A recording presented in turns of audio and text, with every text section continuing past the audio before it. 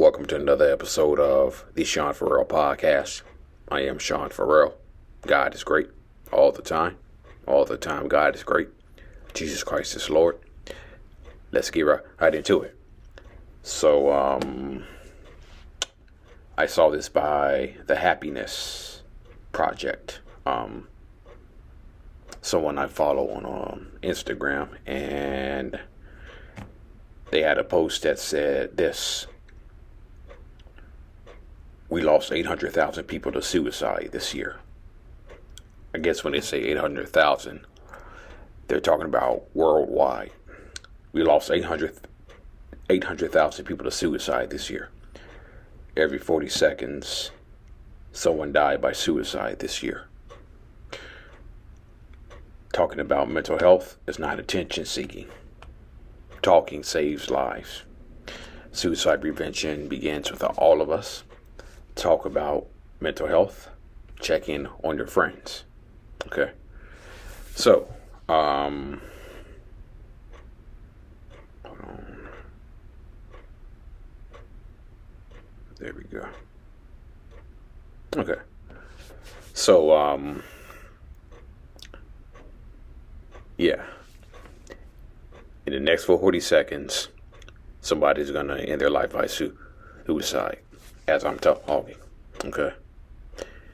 And so,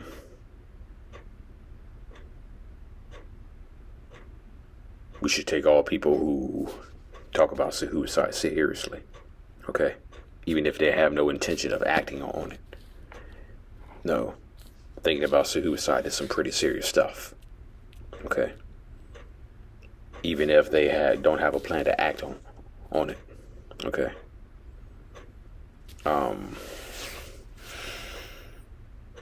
Your words can make all the difference. Your words can make all the difference in putting out that mental fire, or your words can be the difference in inflaming that fire and turning it into a big old forest fire. Okay. So, somebody's having a fire mentally. Okay. Somebody's having a fire mentally. They say, hey, I'm having thoughts of suicide. I'm really depressed, and I need someone to talk to, and I need someone to listen to me. Then you dismiss it, or you say the wrong things. Then you turn what's a small hall fire into a blaze, because you've dismissed them and you've invalidated them from not taking them seriously. And again, let's just take them seriously, because this is serious stuff. Even if they don't act on it, they're thinking about it. Okay. So listen. Let's listen. Let's have understanding, empathy. Okay. And I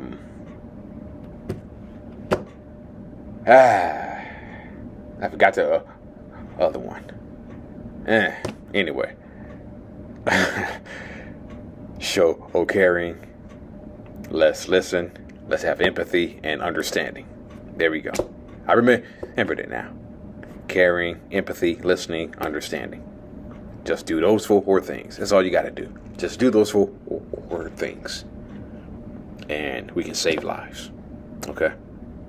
That's all you got to do. Just those four things. So, I saw this by the Real Depression Project. The 4 most common mistakes people make when supporting someone with depression that can push them away. Instantly entering problem-solving mode when someone opens up about their struggles. Excessively focusing on the struggle, desired outcome without considering the symptoms that are driving this. Pointing the finger without offering a helping hand. Judging someone for how they're handling their depression without understanding the extent of their suffering. Okay? And so the first one, instantly entering problem solver mode when someone opens up about their struggles without making space to listen empathetically and connect with the other's lived experience. So problem solver mode, someone comes to you, they say, well, I'm really depressed. I'm just really, really depressed. And they say to you, well, it's just sadness. It's not that bad. You'll feel better in a day or two. You know what you do? You know what you need to do? You just need to, get it out more. Come to a party with me. Come to this social gathering with me. I had a friend who was I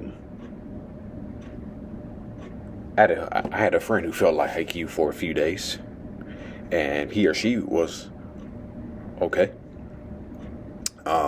That's what I was talking about with the mental fire that people have in their head. They have a fire mentally, and how your words can either set the fire ablaze or it can extinguish it. Okay. Excessively focusing on the struggle or desired outcome without considering the symptoms that are driving this. For example, if someone struggles to maintain their routine or go to school, question the why behind this. How may depression be impacting them mentally, emotionally, and physically?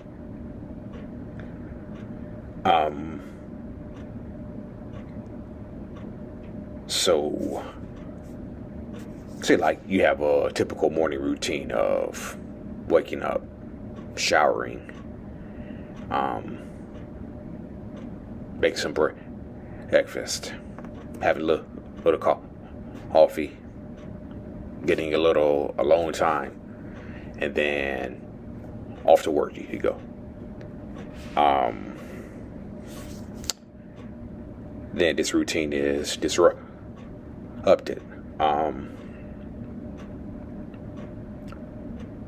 Because depression robs you. It robs you of your strength. It robs you of your will to do anything. It makes you care about nothing. It robs you of balance. And when I say balance, think about how normal your body feels when you don't have those depressive symptoms. But think about how your body feels, how out of balance your body feels when you have depression. Okay? It's like your body is just like 10,000 pound rocks. Okay? It's like having 10,000 pound rocks in your body. It's what depression feels like, because it just feels like your body's so heavy. Then depression, all of a sudden, it's holding you back from getting up out of bed. Depression is holding you back from taking a shower.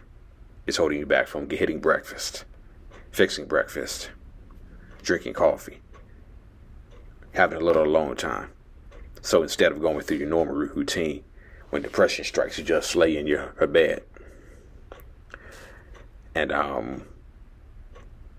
don't want to do nothing.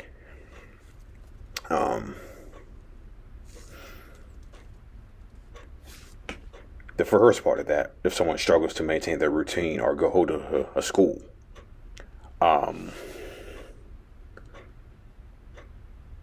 there were certain days where I didn't want to go to school. I just didn't feel like it. But unless we were sick, or unless we were physically sick, we were in there. We were in school every day unless we were physically sick. We were in there. We were in there, and like I said, some days I didn't want to go, but and the reason why I didn't want to go because didn't want to be made fun of, obviously, but some days you just need a day or two to break from school. You just need a break. It can do wonders. It can do real wonders. Taking a break from school, it can do real wonders. Real wonders. As I saw somewhere where a mom pulled her kid out of school because he was having bad mental health, and he eventually returned to school within a few weeks. Then when he returned, he was the best student in the school, straight A student. So, yeah. Point the finger without offering a helping hand. For example, you say you need to get out more when you could suggest going for a walk or drive together. Now, this kind of ties in with instantly entering problem solver mode. Okay.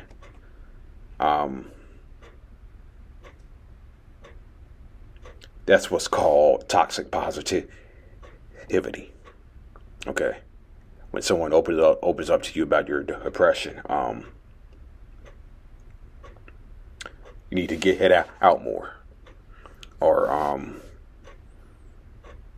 you'll be okay within a few days. Toxic positivity. Some better suggestions would be listening to music that has your mood, that describes your mood. I can remember one time I was going to a dinner one night, and I had suicidal ideations, and I was listening to a song by Boyz II Men, which is called "I Sit Away Lonely," and it was like that song. It's like that song was on my heart, and it was just. And I can literally feel that song extracting every bit of suicidal ideation I had out. It was extracting out those suicidal ideations. And that stuff does work. It does work, believe me. Listen to music that describes your mood.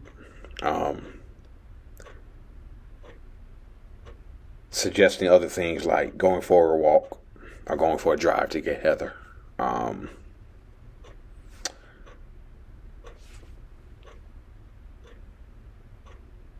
Also, you could just have a friend come over and y'all can just sit together and not say nothing until the storm passes. I've heard that one a lot.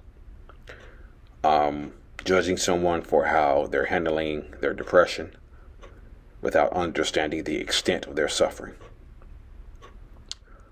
There's often much more going on behind the scenes than what is presented on the surface. Okay. So, someone's depressed, and you ask why. And you may ask why, and you may follow up by saying, "Why are you depressed? You have a nice house, nice car, good money, okay." Maybe it's the fact that despite having all of this, depression has made them feel like they have nothing. Okay.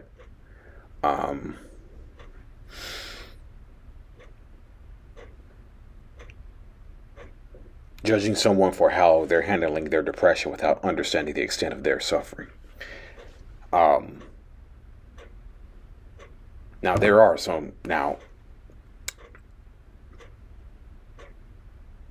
a few people a lot of people who call into the 9888 line. I mentioned this the other day.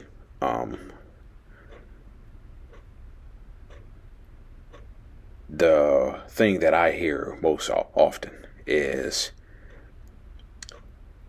I tell my mom and my dad, I tell my friends, but they just don't understand. Okay? They just don't understand. And it all goes back to sometimes the people we love, who love us the most, the people that we love, our parents, our friends, family members, sometimes the people that we love, the people who love and care for us the most, they won't understand you on this topic, or they refuse to understand. They refuse to understand you on the head topic. And when they refuse to understand, that's where we come in at 9888. That's where we come in at 9888. Again, they just want somebody to listen, understand, have empathy for what they're going through. Okay? So what if their depression is coming from a breakup that just happened hours ago? What if their depression is coming from the fact that they were assaulted a few days ago? What if their depression is coming from a death in the family that they had? What if their depression is coming from the fact that they just lost her job? What if their depression is coming from the fact that they just went through a divorce? What if the depression is the fact that they just broke a bone in their leg and now they can't work? What if their depression is any situation, any trauma that they've been through? What if it's centered around that? So, I think it's good to ask questions. It's very good to ask questions to understand why they're depressed and why they really can't do anything, and why they see everything in black and white. A couple of reminders for those supporting someone with depression. Listen empathetically. I think I said that right, didn't I? Who knows? So they have a safe space to feel heard and understood. Encourage them to get better from a place of empowerment, not criticism. Offer a helping hand rather than point the finger. Assume that what you see of their depression is only the tip of the iceberg. Be curious to learn more about the symptoms behind this struggle. Okay. Yeah. So that's it. That's all for the Sean Farrell podcast. Peace out. God bless. You matter. Peace.